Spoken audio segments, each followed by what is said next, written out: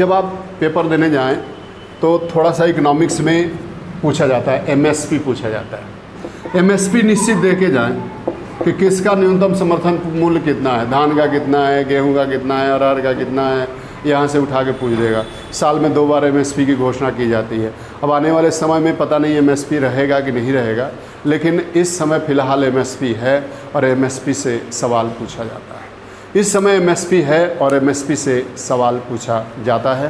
तो इस तरह हमने एक आउटलाइन खींचा कि क्वेश्चन आते कहाँ से हैं, कहाँ से क्वेश्चन पूछे जाते हैं। अब हम लोग डायरेक्ट आएंगे करंट अफेयर्स पे, जहाँ से प्रश्न पूछे जाते हैं। और करंट अफेयर्स में मैंने केवल वॉइस रिकॉर्डिंग डाला था टेलीग्राम चैनल पे, उससे आपको 15 सवाल समीक्षा अधिकारी में मिले हैं, लाइन बाय लाइन। इसलिए आप इसे मूल मंत्र मान के जपते रहें। यहाँ से निश्चित है कि करंट आप लेखपाल हो, समीक्षा अधिकारी हो, आईएएस हो, पीसीएस हो, कहीं से भी दूसरा सवाल नहीं पूछेगा। इसलिए सवाल नहीं पूछेगा दूसरा, क्योंकि सवाल दूसरा क्यों पूछेगा, क्योंकि कंगना रनावत दूसरी तो बनेगी नहीं, वही रहेगा या कोई भी सवाल वही रहेगा। इसलिए इसे आप सीरियसली देखेंगे। हम लोग बातें करते हैं सबसे पहले करंट अफेयर्स में राष्ट्रीय परिदृश्य के बारे में। करंट की क्लास में राष्ट्रीय परिदृश्य, राष्ट्रीय परिदृश्य के बारे में बातें करेंगे। करंट अफेयर्स, राष्ट्रीय परिदृश्य, नेशनल सिनेरियो, राष्ट्रीय परिदृश्य। अब इस राष्ट्रीय परिदृश्य में सबसे पहले हम बातें कर लेते हैं और वो है स्वच्छ सर्वेक्षण 2020। स्वच्छ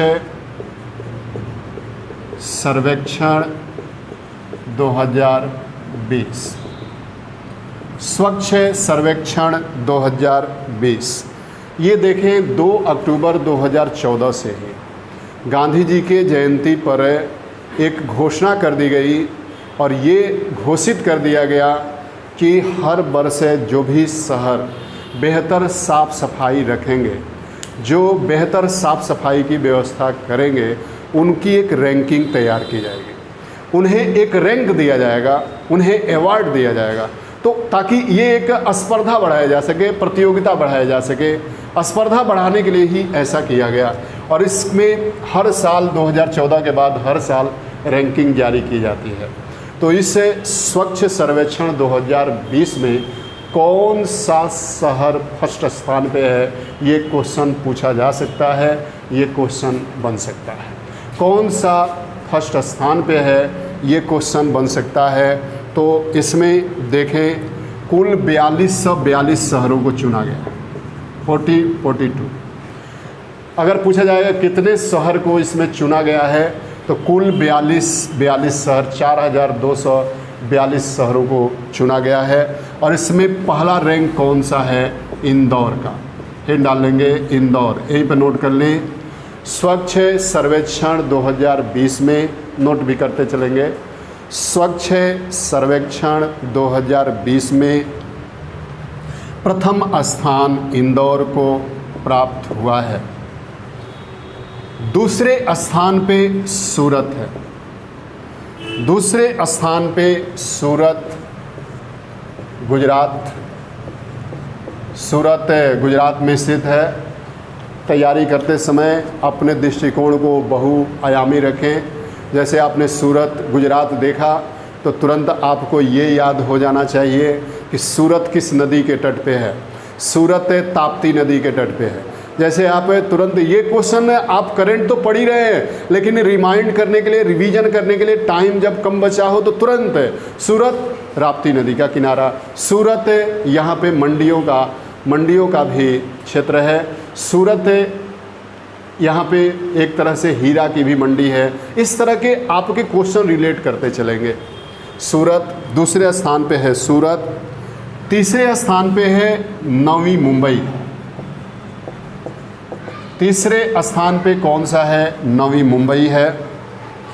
अब इस तरह यहाँ पे देखा जाए तो उत्तर प्रदेश का पेपर देने जा रहे हैं तो उत्तर प्रदेश को निश्चित जानना होगा कि उत्तर प्रदेश का कौन सा शहर इन स्वच्छता सर्वेक्षण में पहले स्थान पे है, या कौन कौन से शहर को कौन कौन सी रैंकिंग दी गई है।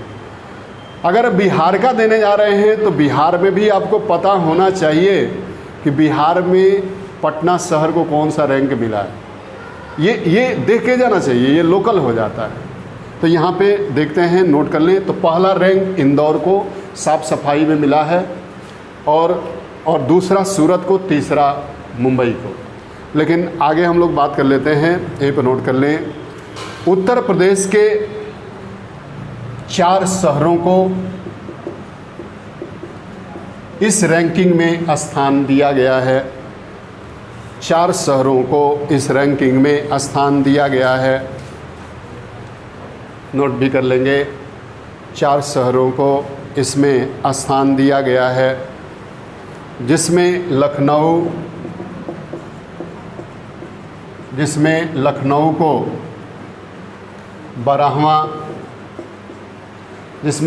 को 12वां स्थान, आगरा को 16वां स्थान, गाज़ियाबाद को 19वां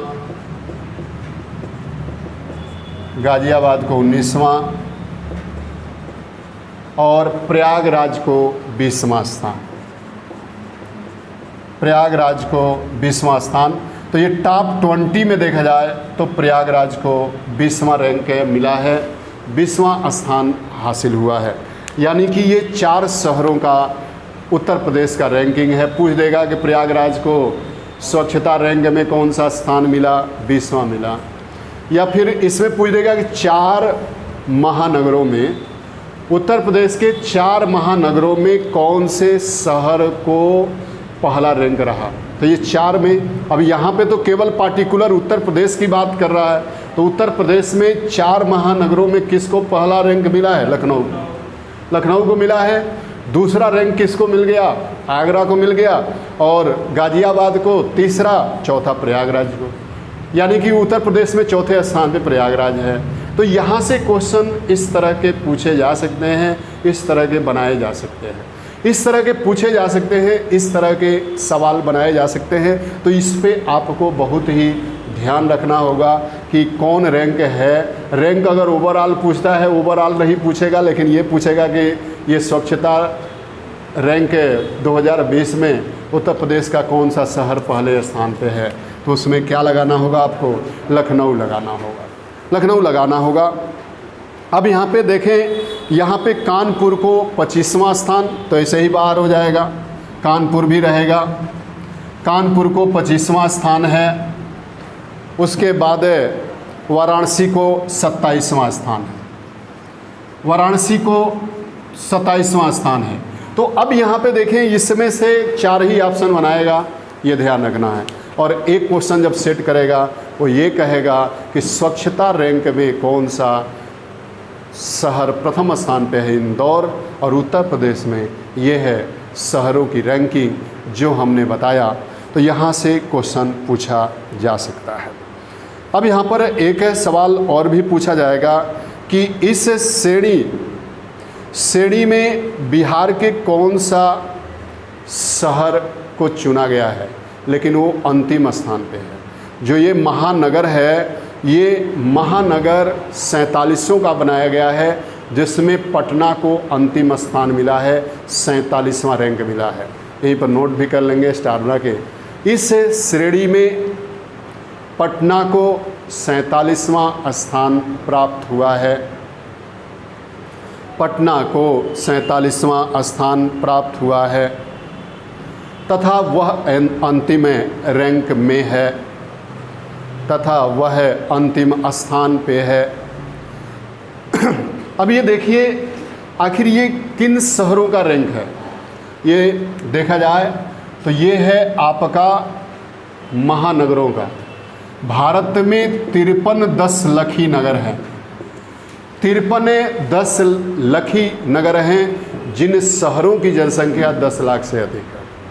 जिन शहरों की जनसंख्या 10 लाख से अधिक है वो 53 शहर है 2011 के जनगणना के अनुसार। आने वाले फिर जनगणना में जब 2021 में होगा तो फिर ये रैंक बदल जाएगा, लेकिन अभी तक 53 शहर हैं 10 लखी नगर, जिसमें 53 शहरों में कुछ शहरों को रैंकिंग नहीं दिया गया, उनको शामिल नहीं किया गया, लेकिन उस शहरों में इंदौर को पहला स्थान और पटना को अंतिम स्थान प्राप्त हुआ है। ये बड़े शहरों की बात है, छोटे शहरों की बातें नहीं पूछी जाएंगी। छोटे शहरों की भी रैंकिंग आई है, लेकिन छोटे शहरों को नहीं पूछा जाएगा। आगे यहाँ पे हम बातें करें, अगला है और वो है, एक सवाल है कि प्रेरक दौर किससे संबंधित है। इस बार के समीक्षा अधिकारी में भी पूछा गया था, इस बार के समीक्षा अधिकारी में भी पूछा था कि प्रेरक दौर का संबंध है किससे है। प्रेरक दौर देखिए अंग्रेजी में ही दे दिया था, प्रेरक दौर, प्रेरक दौर, दौर अंग्रेजी में से दिया था DAUR,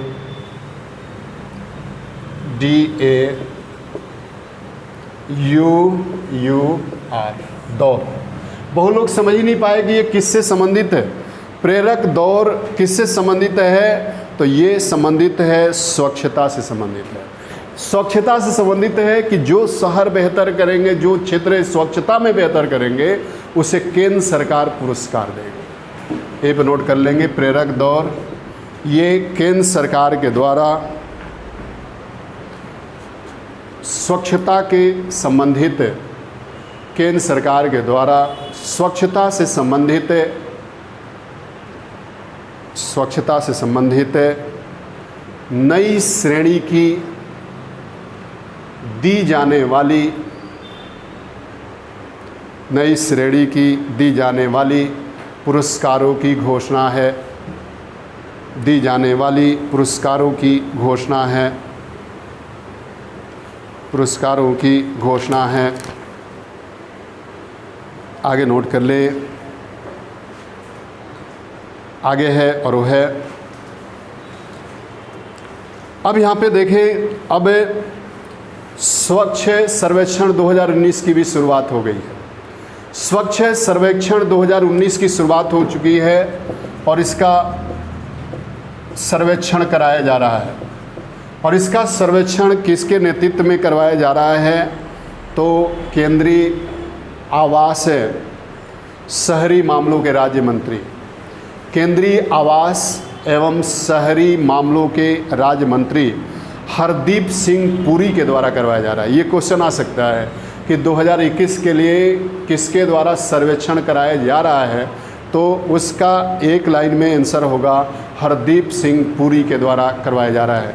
यहीं पर नोट कर लेंगे स्टारना के, केंद्रीय आवास एवं शहरी मामलों के, केंद्रीय आवास एवं शहरी मामलों के मंत्री हरदीप सिंह पुरी द्वारा स्वच्छ सर्वेक्षण 2021 की शुरुआत की गई है। स्वच्छ सर्वेक्षण 2021 की शुरुआत की गई है। तो इस तरह हमने बातें किया स्वच्छ सर्वेक्षण से, जितने एंगल से प्रश्न बन सकते हैं कंपटीशनों में, उस पर हमने बातें किया। अब हम दूसरे पॉइंट पे चर्चा कर लेते हैं, जिसका नाम है राष्ट्रीय भर्ती एजेंसी। राष्ट्रीय भर्ती एजेंसी क्या है, राष्ट्रीय भर्ती एजेंसी में क्या क्या प्रश्न बन सकते हैं, इस पर हम बातें कर लेते हैं।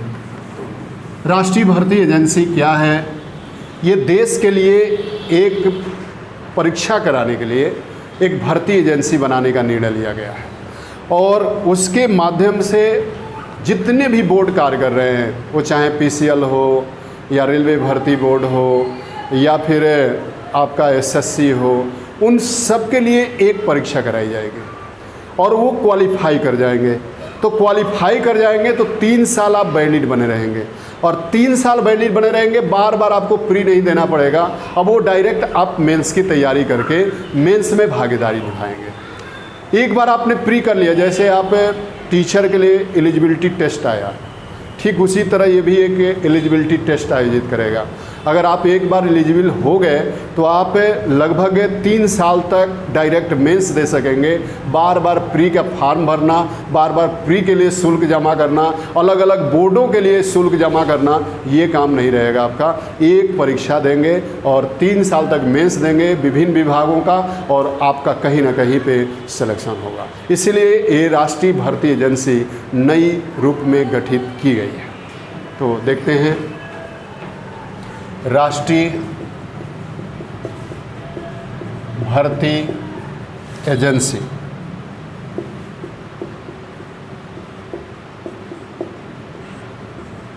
राष्ट्रीय भर्ती एजेंसी, ये भी नोट कर ले। 19 अगस्त 2020 को 19 अगस्त 2020 को नरेंद्र मोदी की अध्यक्षता में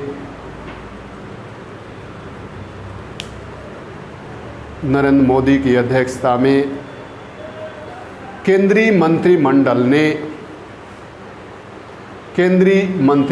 ने इसकी स्थापना को मंजूरी प्रदान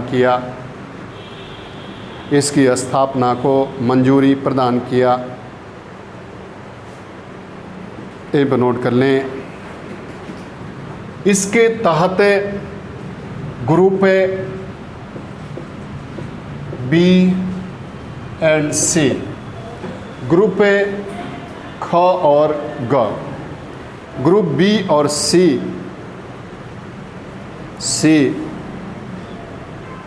नौकरी के लिए सामान्य